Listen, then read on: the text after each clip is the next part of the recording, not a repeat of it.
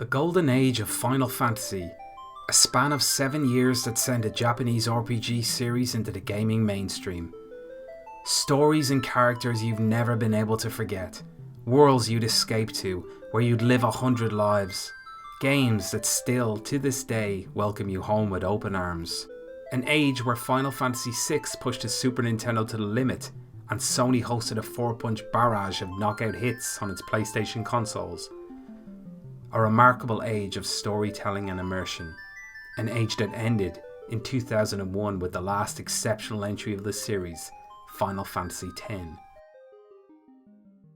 Now, almost 2 decades later, Square hasn't even come close to matching, let alone topping their days of glory. But is it nostalgia, the most potent spell of all, that clouds the mind? As the series changed, as its scope, its vision shifted, were some fans too stubborn, too blinded to embrace the change? Now when I think of Final Fantasy, I don't first think of magic systems, materia or junctioning, sphere grids or crystariums. I don't think of battle systems, turn-based or real-time, limit break or trance.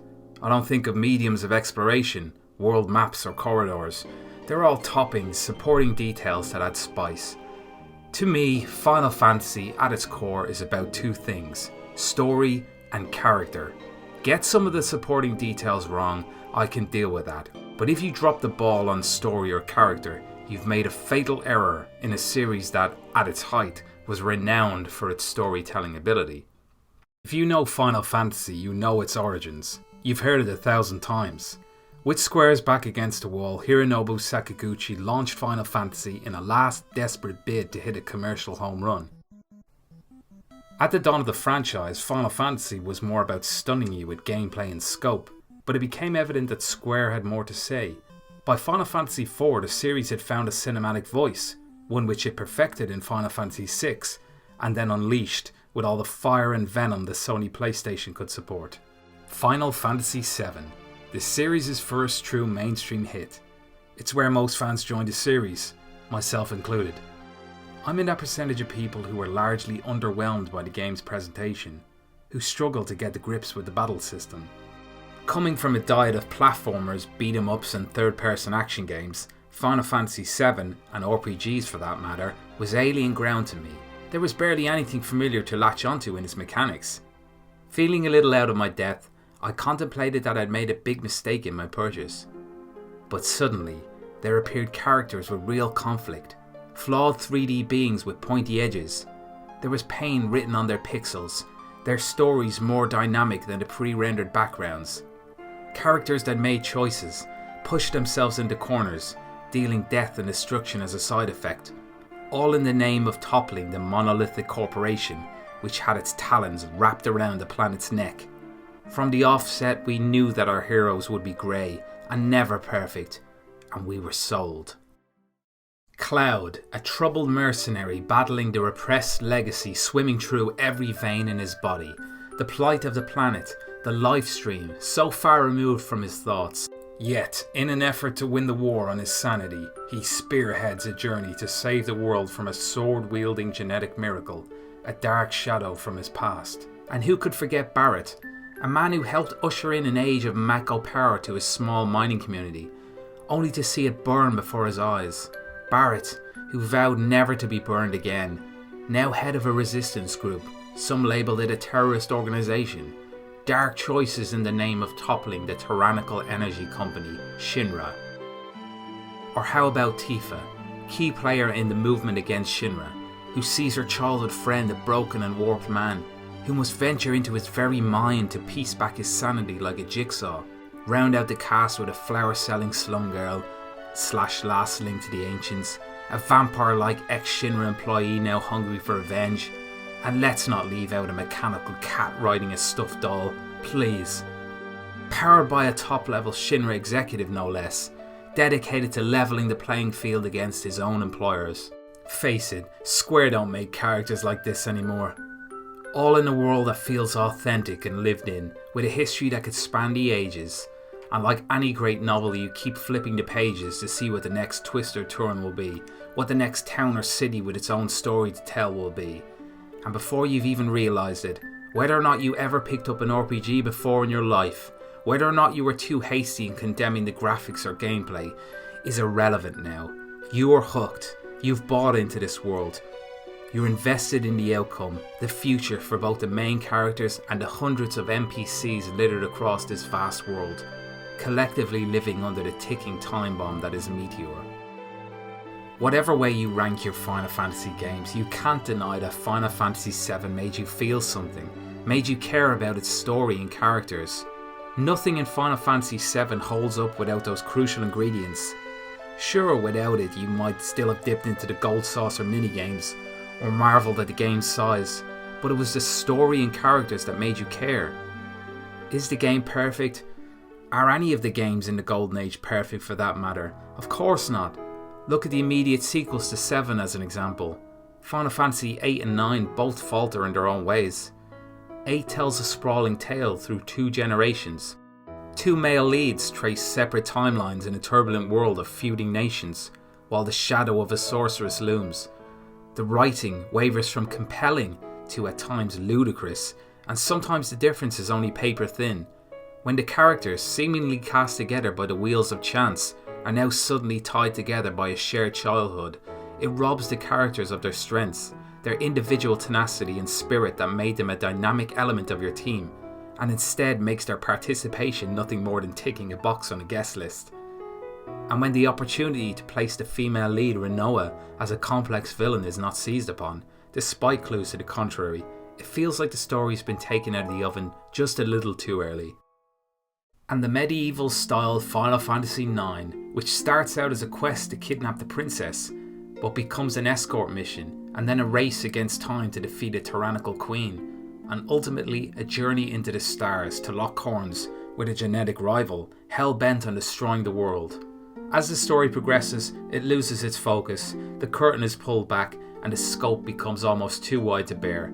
A pure fantasy, twisting into a science fiction dead end with a faceless enemy to cap it off. Yet, despite all of that, wherever these games falter, it's the compelling characters and overall story that save them. For every misstep, there's a character you care about. For every poorly executed gameplay mechanic, there's 100 more moments of conflict, of humour, of humanity, in worlds that feel alive. Travel to places you'll never forget, care about your companions, and the thoughts of these worlds coming to ruin fills your mind with dread. Can you say that about the later games in the series? Can you say you genuinely care what befalls the worlds or characters? The flashiness, the paint job, none of it matters. And Final Fantasy VI is a perfect example. Many people's favourite entry in the series. A game that tells a compelling story through the use of sprites, but unwavering, the game is near faultless in its drive to tell a cinematic story. Look at 7 now, it was crude in places even back in 1997, and now more than ever its cracks well and truly show.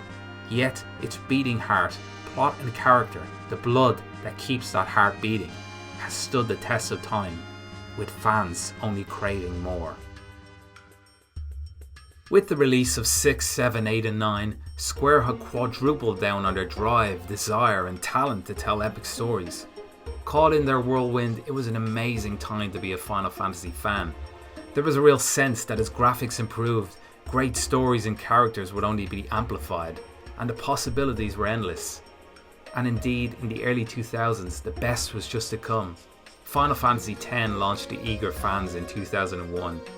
The series' first outing on the PlayStation 2 console. Stunning graphics, voice acting, and a kick-ass battle system. Yet, curiously, in certain areas, instead of more, we often got less. Exploration, or at least the illusion of it, became more linear. The towns, the people, felt a little more homogenized. The scope tightened, all in the name of telling a leaner, more personal story. And boy did it deliver. I can confidently say, with the fullness of time, Final Fantasy X has one of the greatest stories in video game history. I can say this because of how it makes me feel. The game begins when Tidus, a pro sports player, is hurtled 1,000 years into the future. Through the medium of Tidus, a vessel for the player, we experience the story of Yuna, a young summoner on a sacrificial pilgrimage to rid the world of an ancient evil that reappears every 10 years. Yuna's gift to the world would be vanquishing sin for another decade. Yuna's destination, Zanarkand, is also Tidus's home city, so he joins her quest in the hopes of returning to the past. Over the course of the journey, their friendship grows, and they are forced to make some difficult decisions. That's the meat of the story, and it's also why it works so well. On a deeper level, there are a whole range of themes at work: the conflict between magic and man, racism, oppression through religion, and what it means to have faith. The Man Out of Time storyline, and the quest to push back the enemy for another 10 years. The hopelessness, the repetitiveness, sacrifice, and the waste of it all. And it all pays off in one of the most satisfying endings you will ever experience in any medium. A strong cast of supporting characters round out this masterpiece, each with their own struggles. Wakka trying to live up to the long shadow his deceased brother had cast. Lulu, who loved Wakka's brother and who feels guilty over the death of a summoner she had sworn to protect, and now sees helping Yuna as a means of redemption. Oren, a man who has lost everyone he has ever cared about, his last link to the past being Yuna, who he swears to protect in the name of her fallen father. Kimahri, a mountain warrior, outcast by his people and branded hornless, but despite his name being Mud, he is unyielding in his dedication to Yuna. Riku, an Al-Bhed machine user, part of a discriminated minority community. She's cast in with Wakka, a diehard follower of Yevon, the world's #1 religion. Mix these characters together and you have an unforgettable cast. Tidus perhaps the most hollow of the roster, but intentionally so, allowing the player's vessel to take a backseat to watch these complex relationships unfold. But, as mentioned, perhaps what Final Fantasy X is most famous for is its heartfelt ending. If the story worked for you on any kind of level, this ending will emotionally destroy you. And without the expertly crafted storyline, stakes and characters to care for, the ending would fall flat on its face.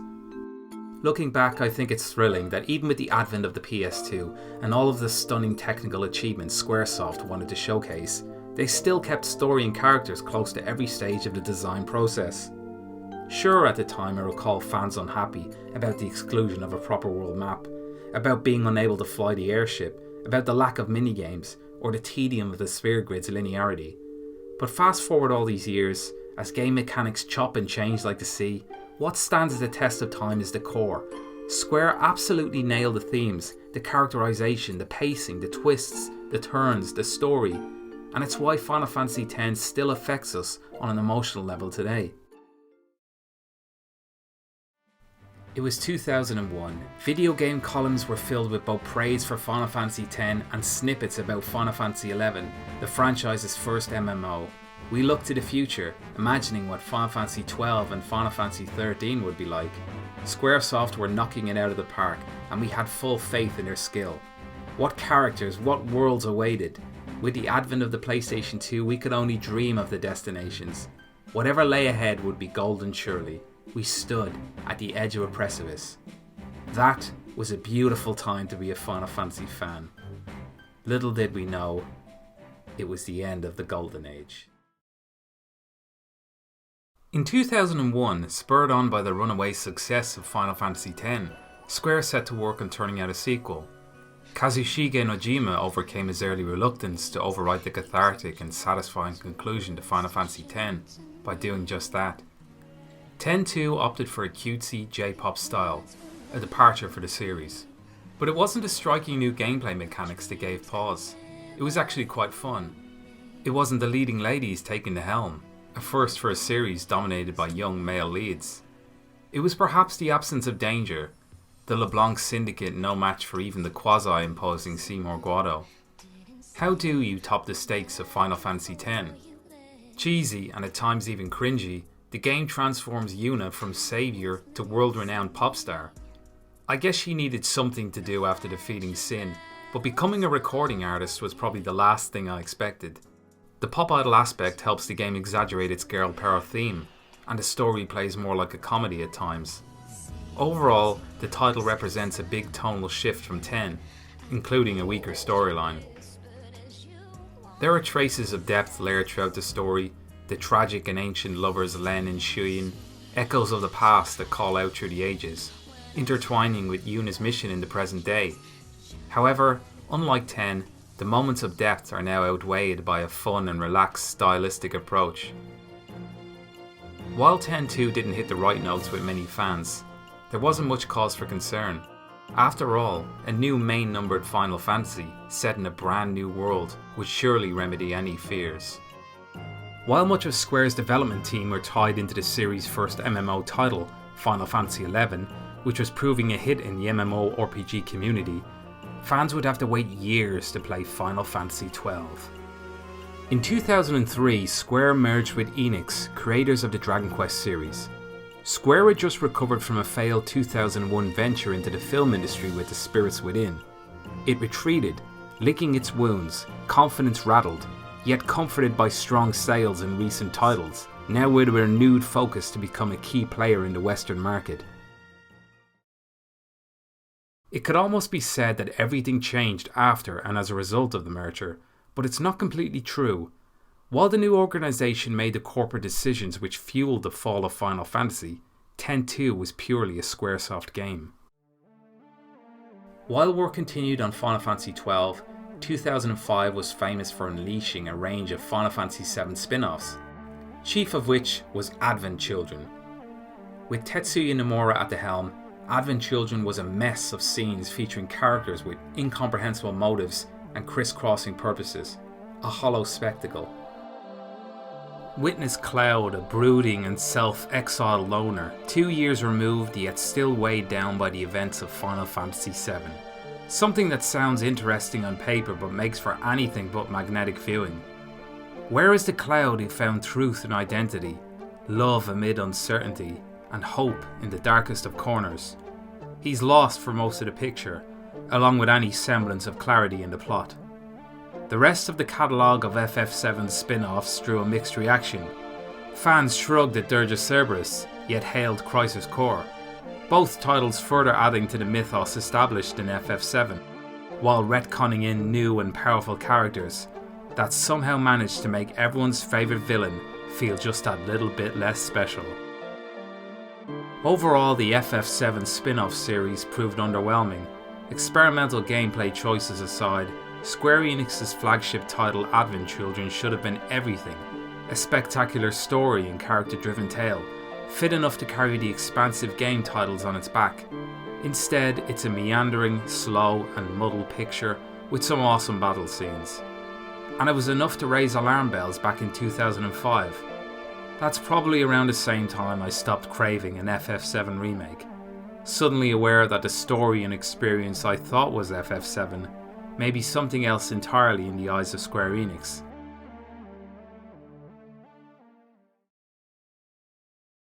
Okay, hold up a second.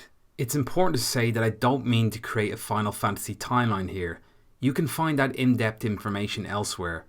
I'm merely trying to illustrate what it felt like to be a fan at that moment, in a time where Square Enix were floundering, and we looked to the future for a solid main entry title.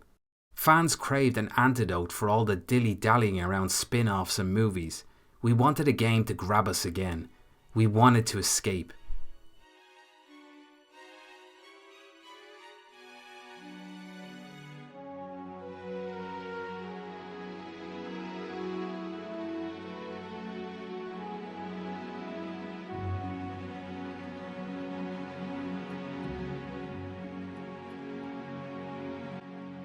Final Fantasy XII got so much right.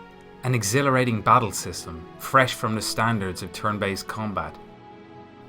A compelling world with memorable locations, striking boss battles, untold customization options and interesting side quests.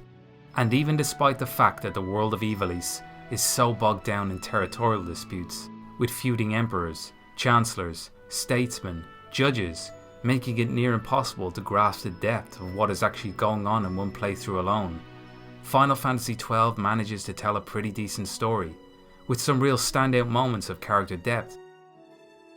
But the game made a serious error. The fundamental flaw is in its character. You play through the eyes of Vaughn, a 17-year-old street kid with little connection to the spine of the story, other than the fact that he's along for the ride.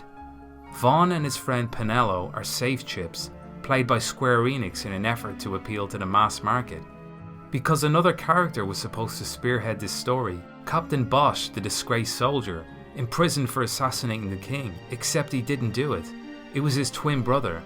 Now Bosch yearns to break free and put right the wrongs, defeat his brother and stop the Empire's wicked march. That's character motivation right there, enough to drive the story. But behind closed doors, Square Enix argued that having a strong, older male lead could be a death sentence for the game. Vagrant Story on the PlayStation 1, an Ivalice-based title with a late 20s male lead, had suffered poor sales, and Square Enix feared a repeat. They probably forgot that the name Final Fantasy carries 1,000 times more weight, regardless of the level of quality or how old the main character is. While Bosch makes a compelling and logical main player, I'd argue that Princess Ashe could easily have carried this story. Her husband killed in battle, her father apparently murdered by Bosch, and she's the one who's chasing the Dawn Shard, a powerful remnant of her royal bloodline. It's all part of her quest to destroy her enemies, save her people, and restore peace to the land. She's one of the most engaging characters on screen. Even Balthier, the Han Solo-esque thief, he has enough meat on his bones to carry this tale. A former judge who spurned the armour and took up the life of a rogue, all while his father, the enigmatic Dr. Sid, brings the world closer and closer to ruin. Where Titus works because he has a desire to return home, and his story is intrinsically tied to the spine of the story, Vaughn is simply along for the ride and the fun of adventure. Whatever way you look at it, Vaughn and Pinello are empty vessels to satisfy the marketing fears of Square Enix.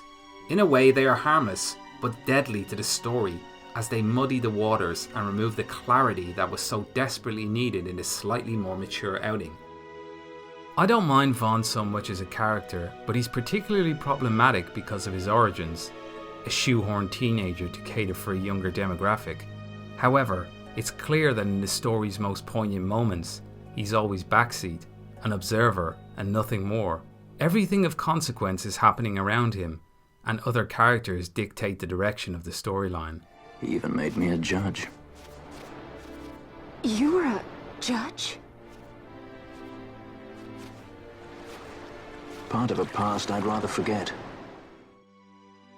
I wish Square Enix had the guts to roll with their original vision. Imagine that for a second, when all people would have to criticise is that the story is too complex, too dark perhaps. As an experiment for the series, that wouldn't be so bad, would it? But instead, we got a game that wasn't sure exactly what it wanted to be. That's why Final Fantasy XII came so close, but ultimately so far. Square Enix's poor decision a further indication that the Golden Age had truly died. Decisions no longer being made in the interest of story and character. Failed movies, a candy-coated sequel spin-off, and the series' first main title misstep in many years. Faith had waned ever so gently for the series as a whole.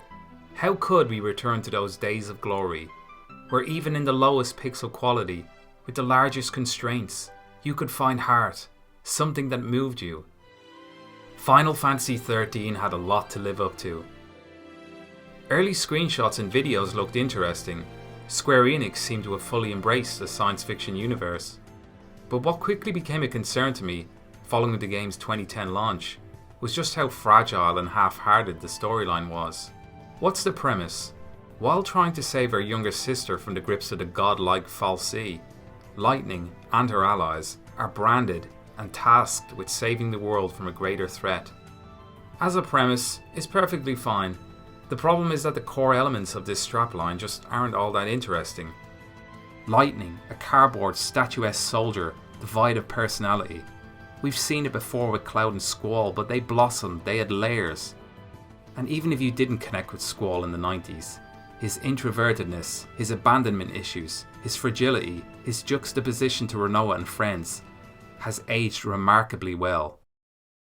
Consider the way Lightning is introduced to the game and what we learn about her over the course of the story. Just like Cloud, she's an ex-soldier on a mission.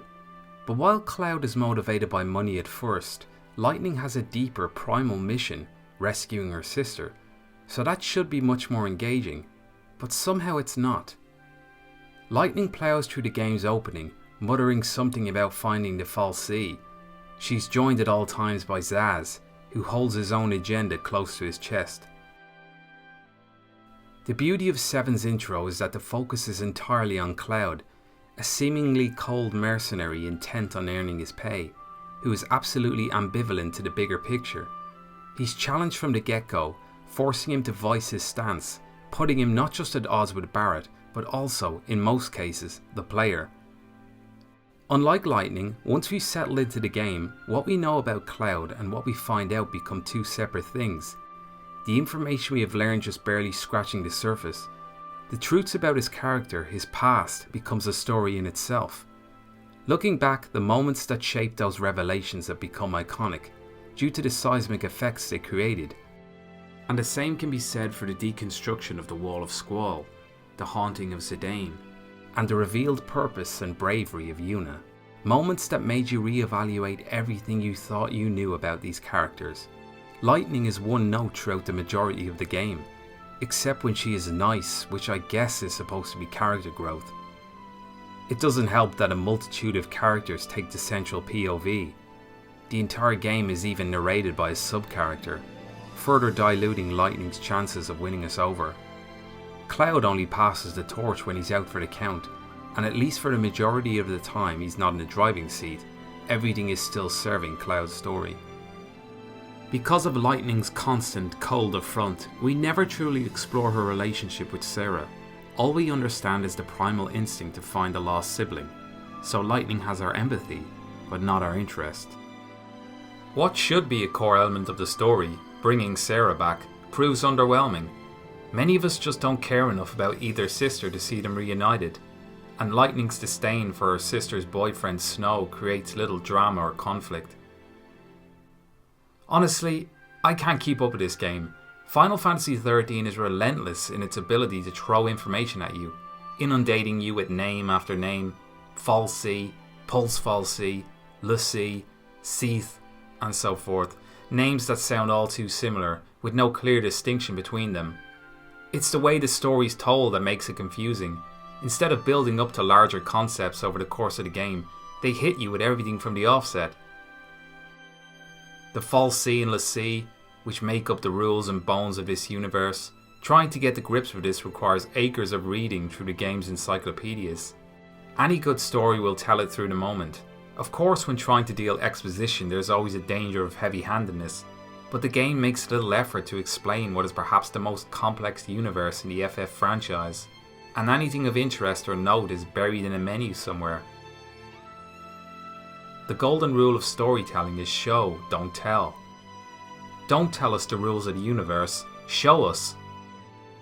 I'm not saying the older games are absolutely immune to some of this criticism, but some storytelling sins can be forgiven if the basic components, the plot and characters, are of interest. But they're not here. Leading man Snow is just as irritating as Lightning. He just bull rushes from scene to scene. Each of these characters have one note. On paper, the only subplot of any interest is young Hope's desire to kill Snow, who he believes was to blame for his mother's death. But there's not enough meat on that story, and it soon fizzles out. Even in its most poignant character moments, it never hits the heights of the golden age of Final Fantasy. Consider this scene between Zaz and Vanille, one of the more dramatic parts of the game. Zaz points his gun at Vanille when he learns that her actions set a chain of events in motion that led to his son's capture. Unable to kill her, he turns the gun on himself. But this is an example of where the storyline is so complex that it's hard to understand what the stakes are here. Zaz's boys turn to Crystal. Why? Well, the answer is because a Fal'Cie was trying to protect itself. So Vanille disturbed the Fal'Cie and it activated the defense mechanism, and Zaz's boy was unlucky enough to be walking past at the time. A completely random series of events. All the same, Zaz wants to murder her. The scene itself has dramatic beats, but when you look at the story as a whole, it just doesn't stand up.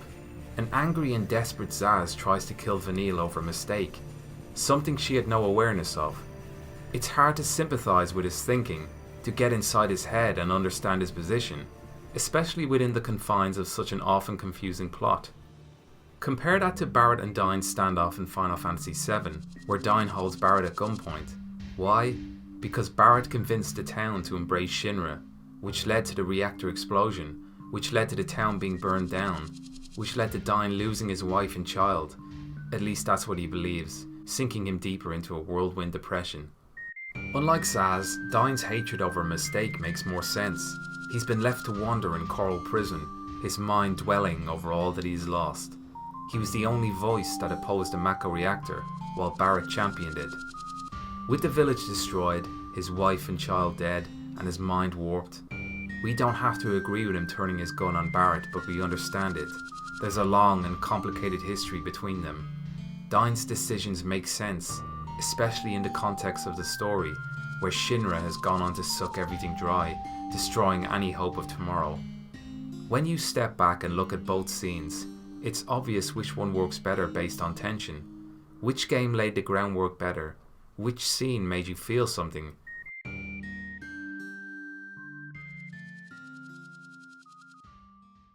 In Final Fantasy XIII, character actions often don't make sense, instead just ticking boxes as the plot progresses. Hope is angry at Snow because Snow didn't have the strength to lift his mother to safety, so now he wants to kill Snow. But after spending time together, he realises her death was a mistake. Obviously, his mother had gladly signed up to fight at Snow's side. There was no conceivable reason to want to kill Snow, but that angle gave Hope something to his character for a portion of the story, so it's thrown in without full thinking, almost as if the writers found ways to shoehorn conflict into the storyline without ever paying it off. I can't say I ever always understood what was going on in Final Fantasy XIII. I only know I didn't enjoy it. And while 13.2 and Lightning Returns had some storytelling elements that I enjoyed, the damage had been done in the foundations, and I was happy to see this series come to an end. Square Enix were against the ropes. Final Fantasy XIV, their next foray into online gaming, had bombed spectacularly. While Square Enix laid the groundwork for the game's triumphant reimagining, the long-discussed Final Fantasy Versus, which had originally been designed as part of the 13 universe, was retooled and positioned as a main entry series title, taking the moniker of Final Fantasy XV. In 2016, the game arrived to much fanfare and anticipation. On the surface level, it works quite well. While Prince Noctis is away, his father, the king, is murdered, and the kingdom stolen. In order to defeat the Agents of Darkness, Noctis must rely on his close friends, and draw on the magic of the ancient rulers who came before him. It's a revenge tale, and it mostly works when it stays close to this formula. However, the plot becomes muddled as it progresses, and gives up on itself near the end of the second act. The game's story and world building is spread out over many mediums, a CGI movie and animated companion pieces, that when served together help illuminate some of the key character relationships sorely missing from the game, yet still failing to do what Final Fantasy VII did on one disc: make you care about a character and mourn their loss. Even though Luna Freya's death is supposed to be impactful, I'm left feeling cold, like I'm just watching interesting scenes unfold, without caring about the characters involved or having any emotional connection to them. Iconic Final Fantasy moments such as Aeris' death, Tidus' departure, or Celis' suicide in Final Fantasy VI are all the more impactful because of the time we spent with these characters. How can we be expected to care about a character we've spent little time getting to know?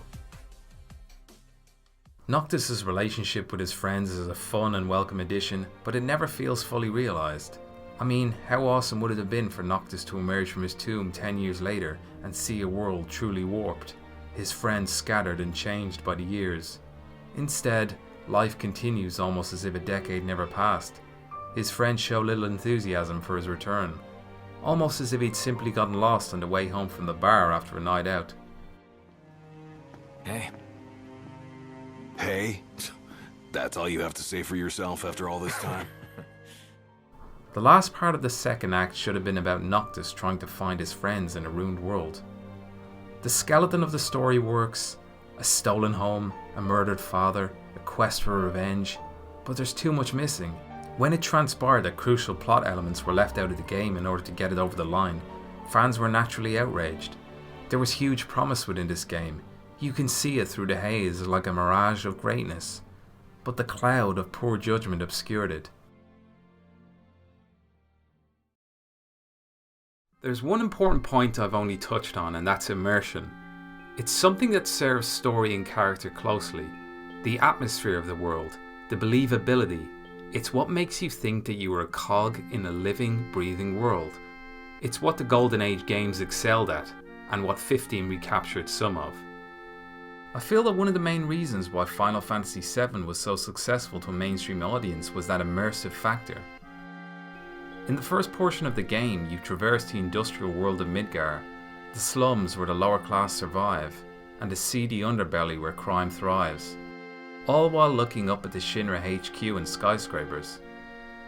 You are swiftly introduced to all layers of a dysfunctional society, the divide between rich and poor, a transport network, streets and homes buried within junkyards, places of worship, and then moving beyond, holiday resorts where the rich convalesce, rural towns away from the Shinra smog, prisons, farms, marshlands complete with 50-foot snakes, snowboard resorts, spiritually rich places, ancient structures, discover forgotten footage, stumble across optional characters and side quests.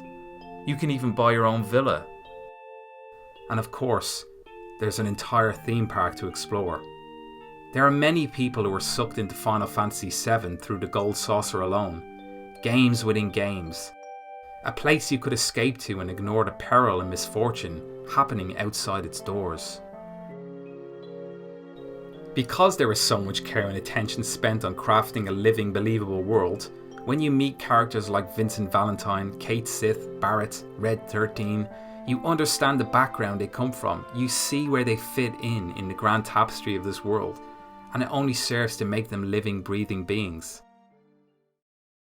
How about Final Fantasy VIII for world building, with its major rail network, complete with sections no longer operational, universities, a prison system, fishing community, car rentals, the serenity of day-to-day life, secluded towns, space-age city, lunar odyssey, a world seeping with history, every facet feeling the damage of a sorcerous world war only decades before.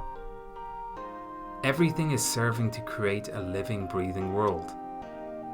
Look at Final Fantasy VIII's wildly popular Triple Triad card game, with its rare cards and shifting and changing rule sets. This was a world where a card game had gripped the nations and you could sink endless hours into it as a means to escape the wrath of the sorceress. And it fed into the story too, the population seeking shelter from the true horrors of the world, burying themselves in collector mania instead. In Final Fantasy IX, the world of Gaia brims with airship routes, underground networks, mountain villages that make you feel like an outsider, to bustling medieval cities, the decadence of nobility to the suffering of squalor, the murky world of cutthroat bounty hunters, to the pompousness of performance arts, an auction house, treasure hunting, and even frog catching. Whenever I return to Final Fantasy IX, I'm struck by how alive the world feels. The ambience, the sounds, the music, the picture book environments. A world that's telling its story long before you arrive, and far after you've gone. But sometimes how you experience a world makes it all the more immersive. In Final Fantasy X, we fall into the strange new world of Spyro with Tidus. Together we must navigate and come to understand its peoples and customs. By discovering the world alongside Tidus, we're cast in the role of outsider, making us, the player, feel like a foreigner in a strange new land.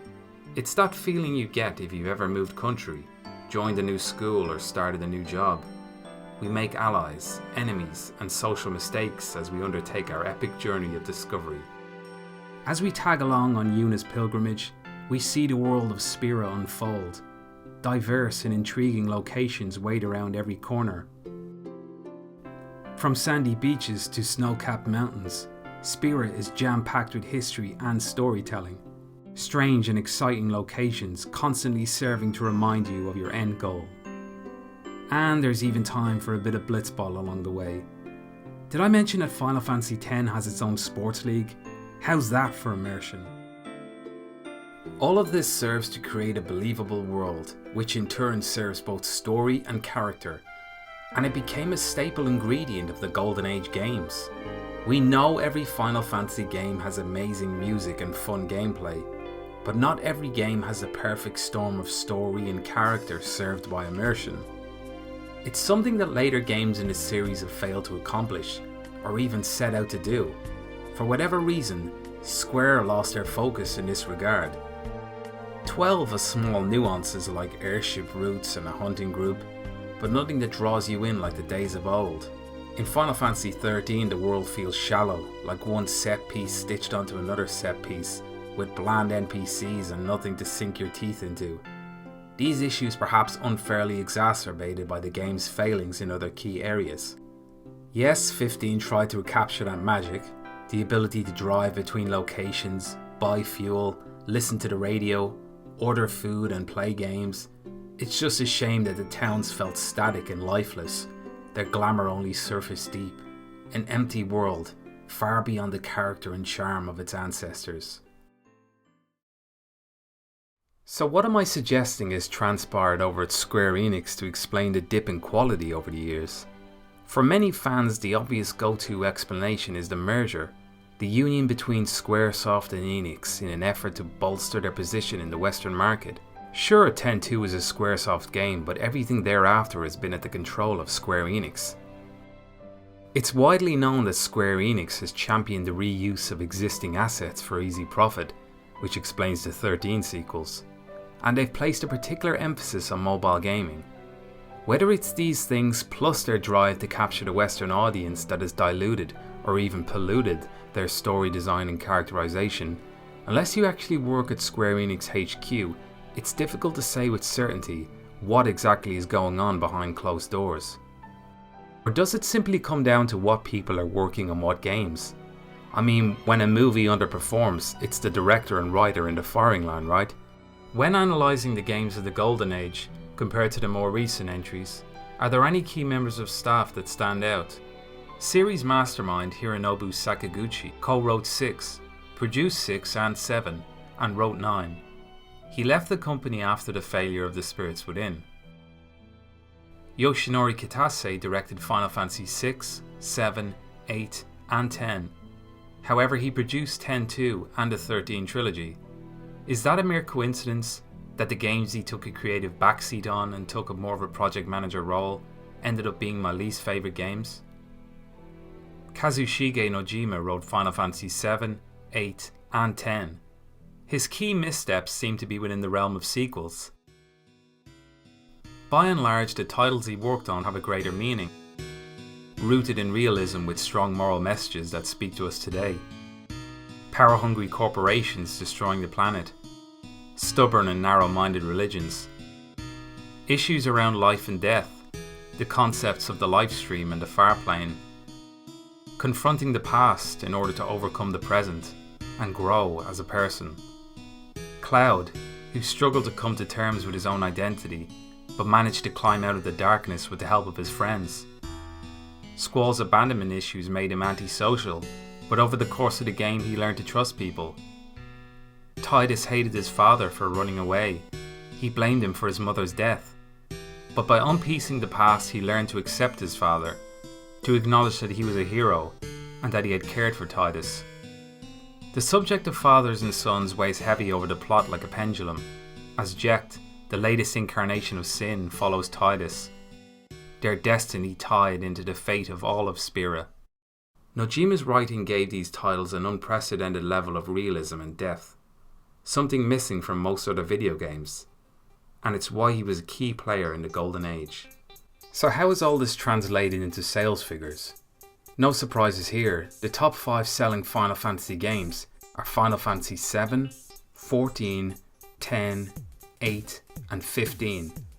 Final Fantasy 7 tops the charts with 13.1 million. Final Fantasy 14 has become the dominant MMO experience, so rightly takes its lofty position, while the decade-long drama and anticipation that led to Final Fantasy 15, plus the fact that it's a pretty decent game, cements its surprising position. Let's look at the next half of the top 10.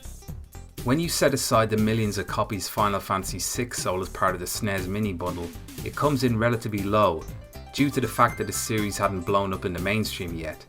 And Final Fantasy IX was such a radical departure for those mainstream fans who came on board with 7 and 8's sci-fi settings that it factors low on the sales end too. Let's take a look at the performance of sequels. Final Fantasy X sold 10.5 million copies. Its sequels sold 5.8, slightly more copies than Final Fantasy IX for that matter. Despite the obvious cutesy J-pop influence, many people were still invested enough in Spira and the wonderful 10 that they took a chance on 10 too. Final Fantasy XIII sold 7.7 million, however its sequels sold 3.6. Lightning Returns went on to sell significantly fewer. You only have to pull up any Final Fantasy poll on any site or group, and 6, 7, 8, 9 and 10, or at least a combination of them, are routinely voted in the top 5 Final Fantasy games. Japan's NHK News recently ran an online Final Fantasy poll, collecting almost 500,000 votes. Final Fantasy X topped the poll. 4 of the top 5 games were Golden Age games, with the hugely popular MMO Final Fantasy XIV taking 5th position. As far as characters are concerned, well, the Golden Age cleaned up there too. Cloud in first place, followed by Yuna, Eris, Vivi and Zidane.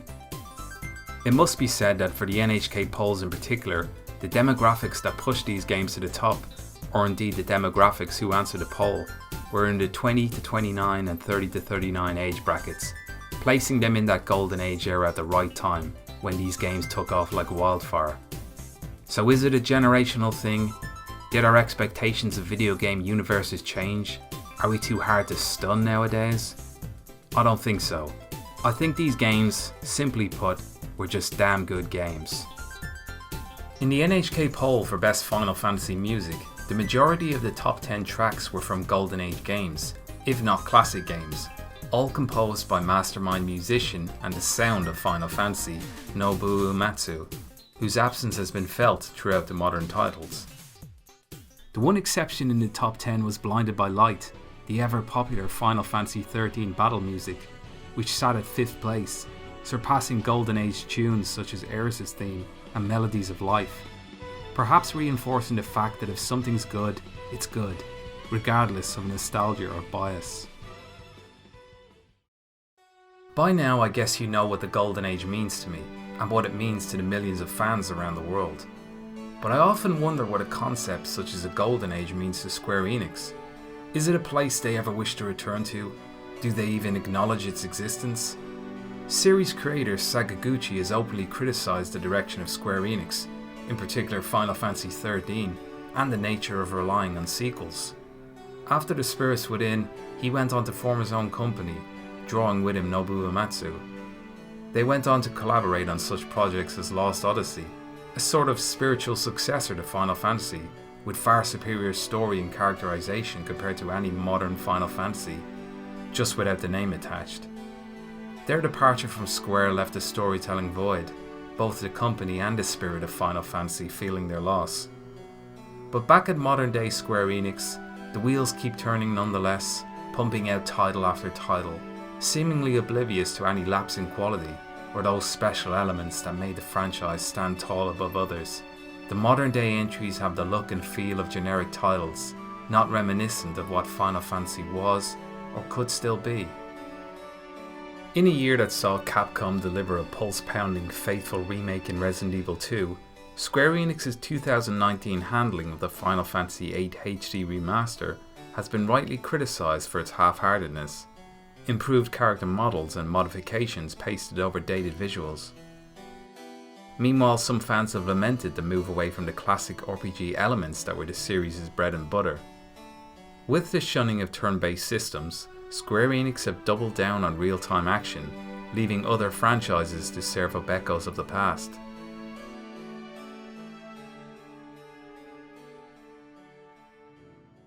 For fans like me, who simply want to be told a good story, we're no doubt cautiously optimistic at the fact that Square Enix have answered a call for a Final Fantasy VII Remake, but it seems an impossible task given their current track record.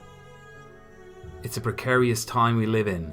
Najima is back on writing duty, Kitase in the producer chair, the hot and cold Tetsuya Nomura in the director's seat. Early glimpses seem promising, but there is always a danger that we get a remake that veers into the ludicrousness of Advent Children or Crisis Core. retconning bizarre characters into the tale as a means to expand on the mythos. But they don't need to do any of that. Stick to what worked. It's what fans have hungered for. Final Fantasy VII is a proven formula for both Final Fantasy fans and mainstream gamers. Don't overcomplicate things, don't over-explain yourself, keep it simple. One huge red flag for me revealed by the demo is that Square Enix again have let poor judgment cloud story and character, choosing to retcon the opening bombing mission so that Avalanche's bomb only disables the reactor, with Shinra finishing the job instead. Why? The reason I fell in love with this game was because our heroes weren't perfect. They were morally conflicted by the choices they made. Well, at least some of them were. But still, that was fine. We understood it. Barrett went in there to cause as much damage as possible. Yeah, you can argue whether or not the other members wanted to do the same, but the relevant point is that it happened, like it or not. What next? Reno doesn't drop the plate on Sector 7 because he's a fan favourite now? For the sake of wiping his slate clean? Do they remove the guilt, the moral ambiguity, the demons that haunted the main characters as they motored ahead on their way? That can only lead to one road.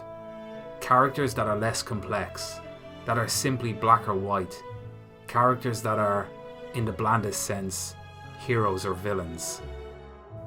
The reason I grew attached to these characters so quickly was that I shared the guilt alongside them, unsure of whether or not my actions had caused more damage than it was worth.